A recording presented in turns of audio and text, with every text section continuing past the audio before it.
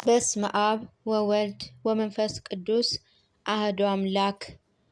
የብርሃን እናት ጸሐፊ ዲያቆን ሄኖክ ኃይሌ።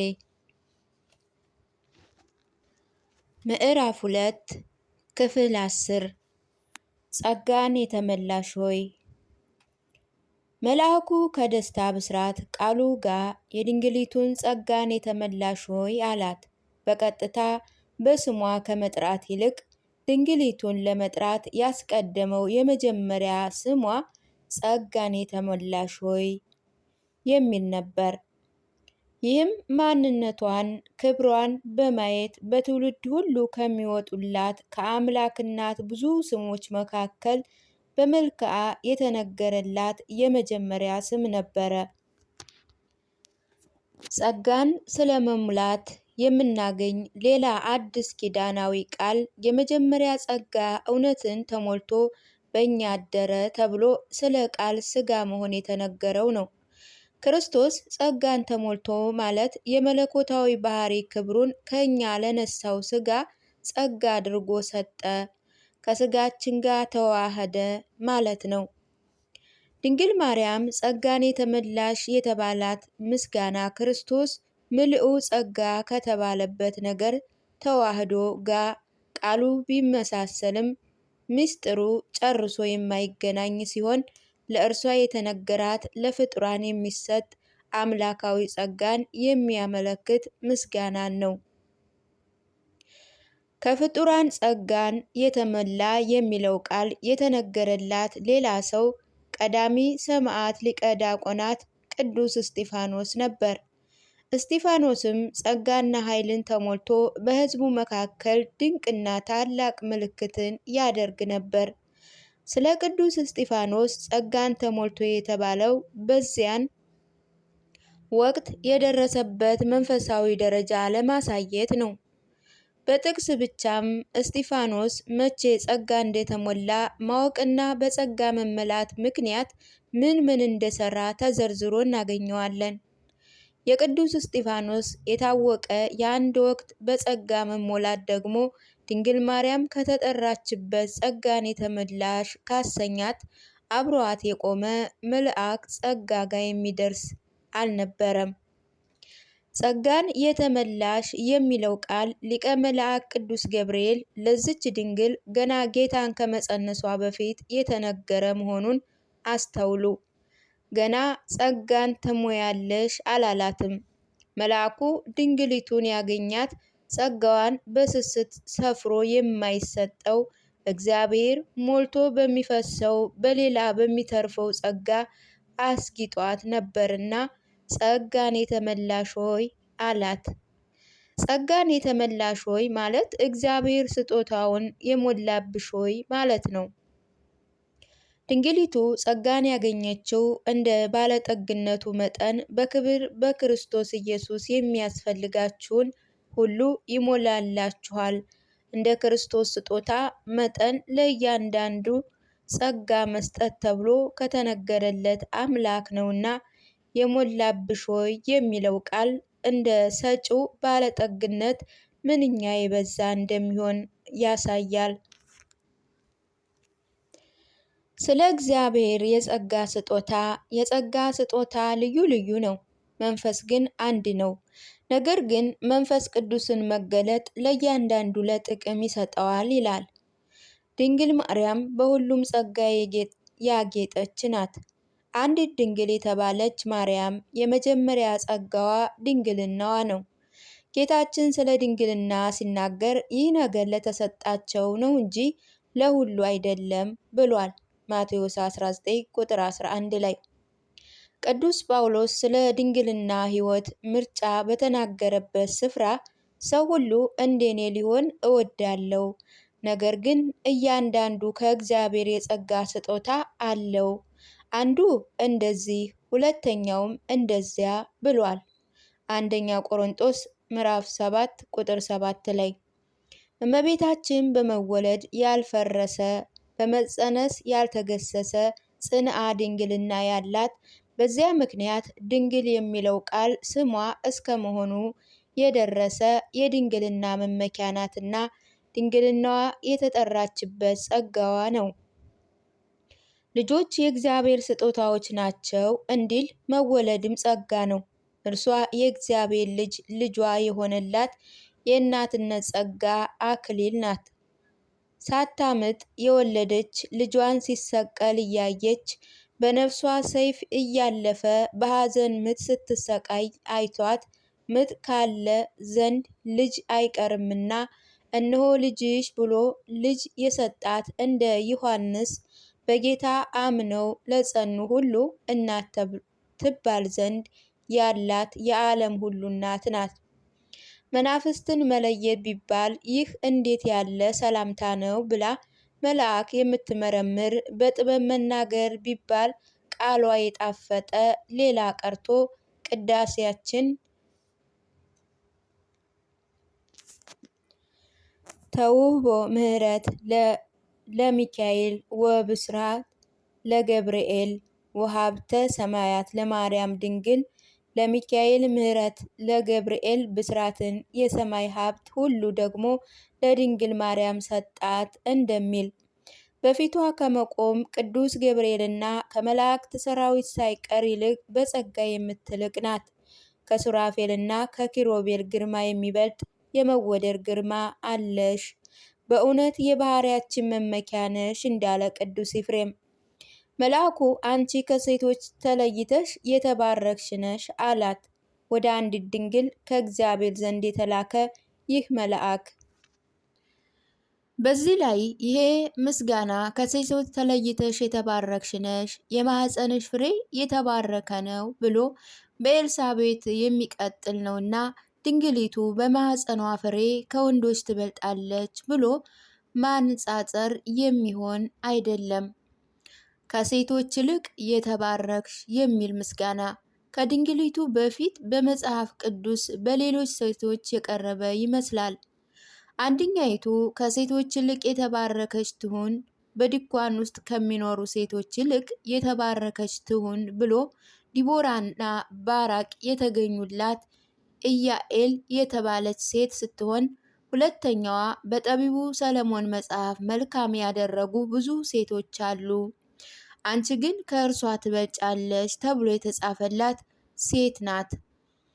ኢያኤል የተባረከች ያሰኛት የእስራኤል ልጆችን 20 ዓመታት ሙሉ ያስጨነቃቸውን ሲስራ የተባለ ሰው በተኛበት አግኝታው መዶሻ አምጥታ የድንኳኑን ካስማ በጆሮው ግንድ አስገብታ ስለገደለችው ነበረ። ይህ ሰው ለገደለችው ሴት የቀረበ ምስጋና ለንጽሕት ድንግል ከቀረበው ምስጋና ጋር ሊደራረስ አይችልም። ያመሰገኗት ምስጋናም በድንኳን ከሚኖሩ ሴቶች በመለየቷ ብቻ ነበር።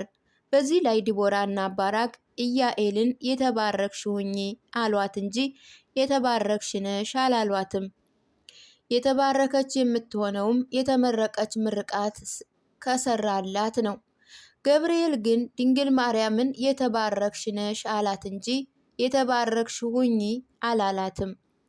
ተባርካ አገኛት እንጂ መልአኩ አልባረካትም። የተባረክሽ ነሽ ማለቱ መርገመ ስጋ መርገመ ነፍስ የሌለብሽ በረከተ ስጋ በረከተ ነፍስ የምታዲ አንቺ ነሽ ሲል ነበር።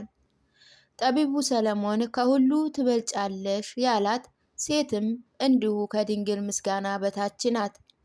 የተመሰገነችው ሴት ትዳሯን በአግባቡ የምትመራ ቤተሰቧን በሚገባ የምታስተዳድር ንግድ የሚሳካላት ባተሌ ሴት ስትሆን በዚህ ማንነቷ ባሏ ደግሞ እንዲህ ብሎ ያመሰግናታል። መልካም ያደረጉ ብዙ ሴቶች አሉ፣ አንቺ ግን ከሁሉ ትበልጫለሽ ነው የሚላት።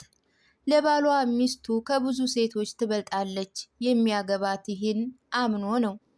ይህ አንድ ባል ሚስቱን ለማመስገን የተናገረው ምስጋና ቃል ለአብ ሙሽራ ለድንግል ማርያም ከቀረበው ምስጋና እጅግ ያነሰ ነው። ለመልአኩ የከበረ ሰላምታና ምስጋና የድንግሊቱ ምላሽ በጥበብ የተሞላ ነበር። እርሷ ባየችው ጊዜ ከንግግሩ የተነሳ በጣም ደነገጠች። ይህ እንዴት ያለ ሰላምታ ነው ብላም አሰበች። እርግቧ ነስሩን አየችው። በፊቷ ባበራ ጊዜ ማን እንደላከውም አላወቀችምና ደነገጠች። መጽሐፍ ወዳጆች ሆይ መንፈስን ሁሉ አትመኑ፣ ነገር ግን መናፍስትን ከእግዚአብሔር ሆነው እንደሆነ መርምሩ ይላል። ብዙዎች ማንኛውም አይነት የመንፈስ መገለጥ ያለምንም ምርመራ አምነው ይቀበላሉ። በዚህ ብዙዎች ወድቀዋል። ከዕድሜዋ የሚበልጥ መረጋጋትና ጥበብ ውስጥ ያለች ድንግል ግን የተላካትን መልእክተኛ ከእግዚአብሔር ሆነ እንደሆነ መረመረች። ምስጋና ነው ብላ ልቧን ከፍታ ከመስማት ይልቅ ከምስጋናዋ በስተጀርባ ምን አይነት ይኖር ይሆን የሚለውን አሰበች።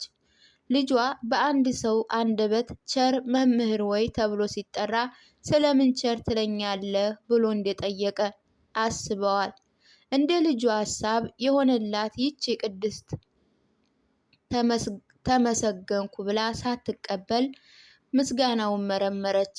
የቄሳራዊ ሊቅ ጳጳስ ቅዱስ ጎርጎርዮስ ገባሪ መንክራት እንዲህ ይላል። ከማን እንደተላከ ሳታውቅ ስጦታን የማትቀበለው ድንግል ይህ እንዴት ያለ ሰላምታ ነው አለች። ከዚህ ስጦታ በስተጀርባ ምን አለ? ከሰማይ መጥተሃል፣ ግን በምድር እየሄድክ ነው። ስትታይ እንደ ሰው ትመስላለህ፣ በብርሃን ግን ተከበሃል። በዜና አበው እንደምናነበው በርካታ ቅዱሳን በተሳሳቱ መገለጦችና ራእዮች ተሰናክለው ወድቀዋል። ይህን የሚያውቅ ዲያብሎስ የብርሃን መልአክ እንደሚመስልም ራሱን እየለወጠ በመገለጥና የሐሰት መልእክተኛን የማይገባቸውን ውዳሴ በማቅረብ ለዓመታት በመንፈሳዊ ተጋድሎ የኖሩ ቅዱሳንን ሳይቀር ከመንፈሳዊ መንገድ አስወጥቷቸዋል። በመልአክ መገለጥ ተደስተው ያለምንም ጥያቄ ያመኑ ሰዎች ራሳቸውን እስከ ማጥፋት ድረስ ያሳታቸው የሚቀርብላቸው ሰላምታ ይህ እንዴት ያለ ሰላምታ ነው ብለው እንደ ድንግሊቱ መርምረው ባለመቻላቸው ነው። ድንግል ማርያም ግን የቀረበላትን ምስጋና ሰምታ ከመቀበል ይልቅ እንዲህ ያለውን የምስጋና እጅ መንሻ እንደምን እቀበላለሁ ብላ ፈራች። ለቅዱሳን ሰው ከመሰደብ ይልቅ መመስገን ያስፈራቸዋልና ድንግሊቱ በምስጋናዋ ደስ ከመሰኘት ይልቅ ለመቀበል ፈራች። ይህን ያየ መልአኩ ማርያም ሆይ አትፍሪ፣ በእግዚአብሔር ዘንድ ሞገስን አግኝተሻልና አላት። የመልአኩ ምስጋና ሲደንቅሽ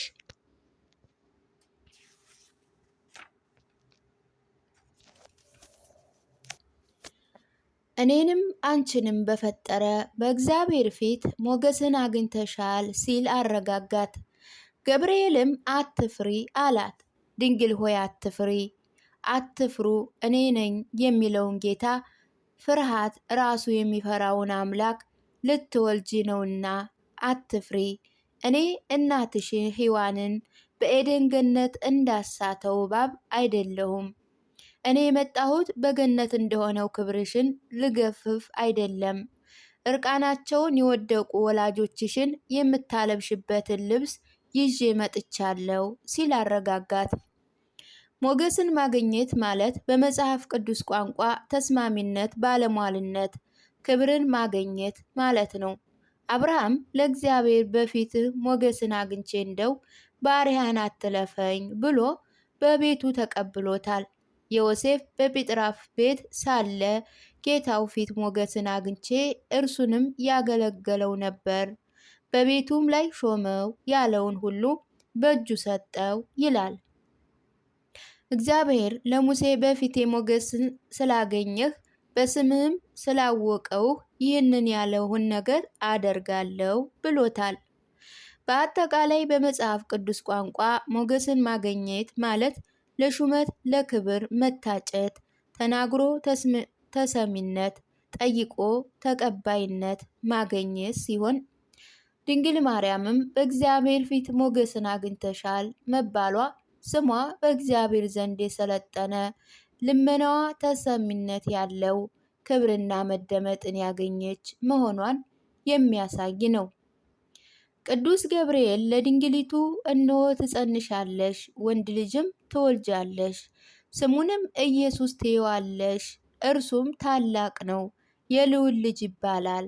ጌታ አምላክም የዳዊት የአባቱን ዙፋን ይሰጠዋል፣ በያዕቆብ ቤት ላይ ለዘላለም ይነግሳል፣ ለመንግስቱ ፍጻሜ የለውም ብሎ የተመረጠችበትን ታላቅ ክብር ነገራት።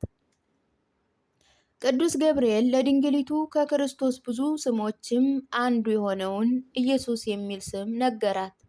ይህ ስም መድኃኒት ማለት ሲሆን አስቀድሞ የነዋይ ልጅ ኢያሱ የተጠራበት ስም ነበር።